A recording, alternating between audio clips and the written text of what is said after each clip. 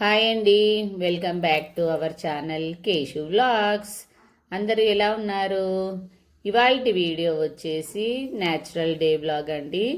నేనైతే మా హాస్టల్లో ఏం వంట చేస్తున్నారో అవి మీకు చూపించబోతున్నాను అనమాట. ఇదిగోండి గోరుచిక్కుడుకాయ ఫ్రై అంటే మరీ మొత్తం డీప్ ఫ్రై కాకుండా జస్ట్ కొంచెం టమాటా ప్యూరీ, ఆనియన్ ప్యూరీ వేసేసి దగ్గరికి చేయడం అనమాట. దానికి తోడుగా టమాటా పప్పు అయితే ఉంటుందిలేండి. ఇంకా గోకరకాయ అయితే చాలామందికి ఇష్టం ఉండదు కదా, కానీ మా హాస్టల్లో మేము చేస్తే మాత్రం సూపర్గా తింటారు అందరూ కూడా. ఇదిగోండి అయిపోయింది గోకరకాయ అయితే. ముందే ఉడకబెట్టేసి తర్వాత పోపు వేస్తామన్నమాట, అందుకని మంచిగా ఉడుకుతుంది గోకరకాయ.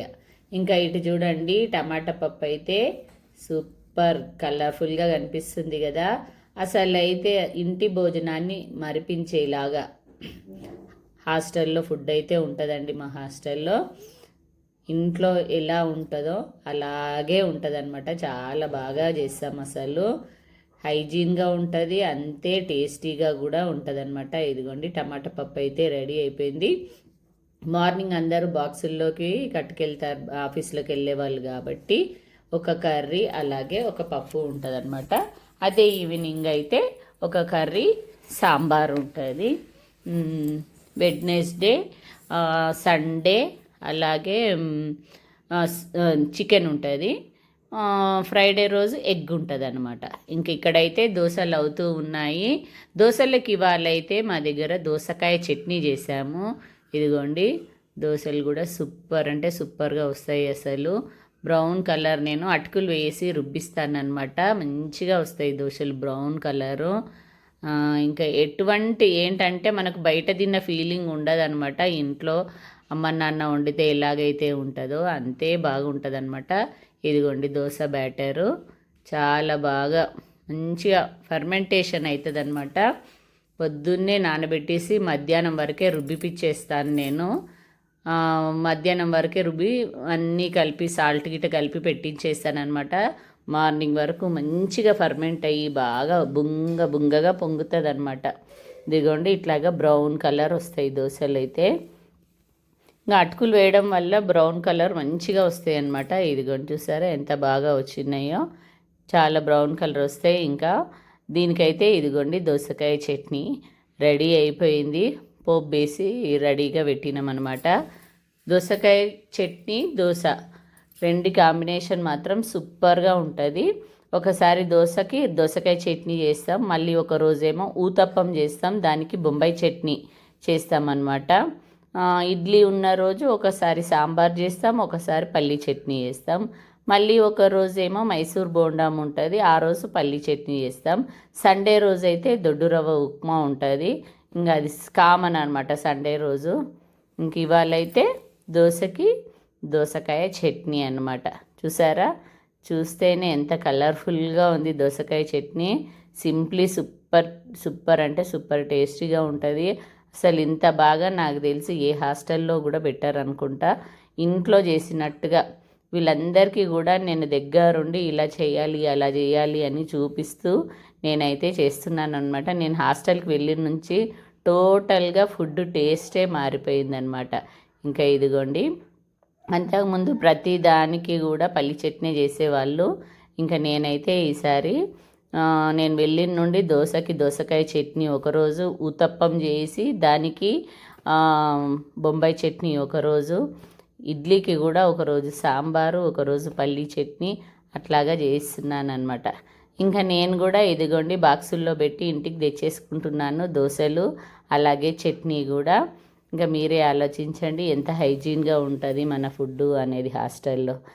ఇంకా ప్రతిరోజు నాకు నిజం చెప్పాలంటే వంట చేసే పనే లేదనుకోండి, ఇక్కడి నుంచి తెచ్చేసుకుంటాను మార్నింగు ఈవినింగు కూడా.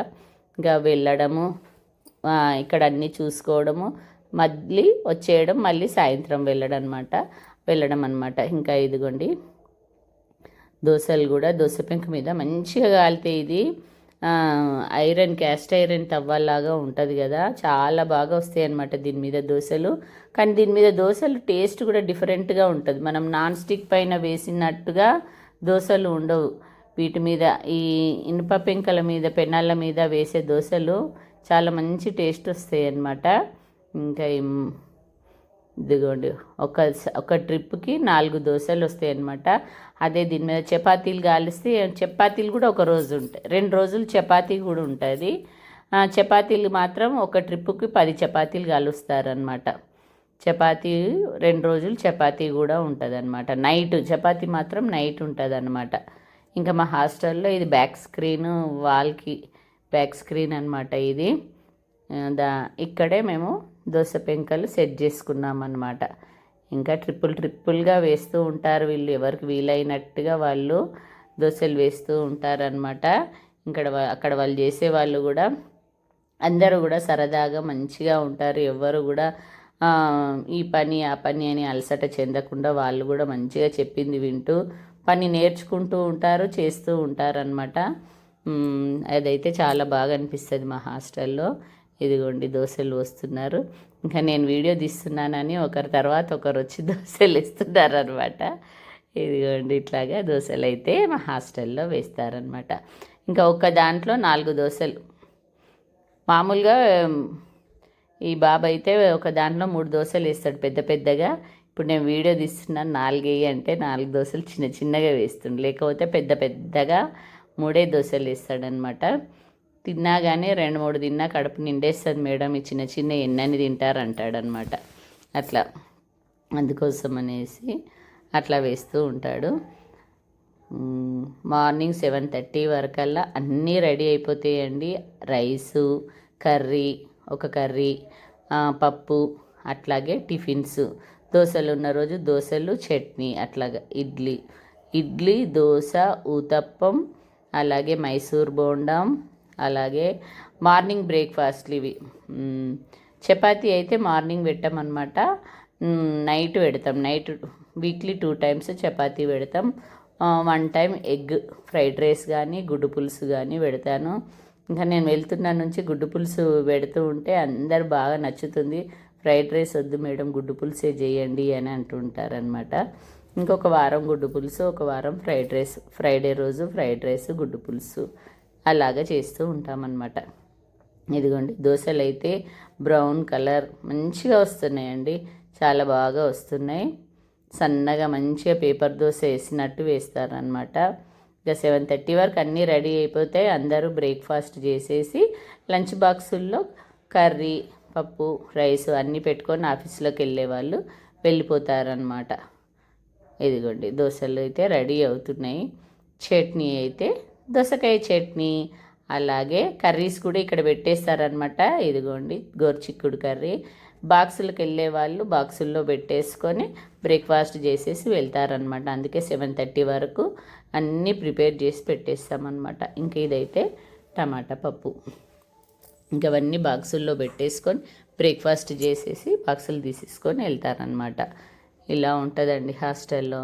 ఇంక ఇక్కడైతే ఇదిగోండి రైస్ కూడా మంచిగా గంజి అన్నం వార్చి చేస్తామన్నమాట. అత్తేసరి పెట్టి అట్లా కాకుండా గంజి వార్చి చేస్తామన్నమాట రైస్ కూడా.